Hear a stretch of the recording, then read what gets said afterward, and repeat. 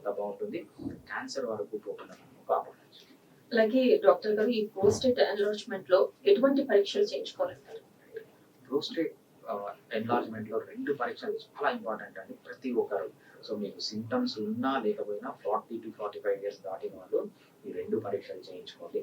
First ఏంటంటే మనం ultrasound abdomen అంటాం.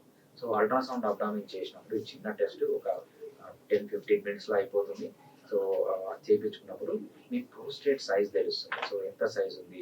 సో, ఒకవేళ ప్రోస్టేట్ ఉంటే ఫస్ట్ గ్రేడ్‌లో ఉందా, సెకండ్ గ్రేడ్‌లో ఉందా, థర్డ్ స్టేజ్‌లో ఉందా, ఫోర్త్ స్టేజ్‌లో ఉందా అని ఇది చేస్తానన్నమాట. దీంతో పాటు చాలా ఇంపార్టెంట్ టెస్ట్ ఏంటంటే పిఎస్ఏ అంటాం. ఇది చాలా సింపుల్ టెస్ట్ కాకపోతే ప్రతి ఒక్కరు చేయించుకోండి. ప్రోస్టేట్ స్పెసిఫిక్ యాంటీజెన్ టెస్ట్ అంటాం. ఈ టెస్ట్ వల్ల ఏం తెలుస్తుందంటే ప్రోస్టేట్ ఏమన్నా క్యాన్సర్‌గా మారే ఛాన్స్ ఉందా? ఫ్యూచర్‌లో ఏమన్నా క్యాన్సర్‌గా మారుతుందా? లేకపోతే కరెంట్‌గా ఏమన్నా ఆల్రెడీ క్యాన్సర్‌గా మారిందా అని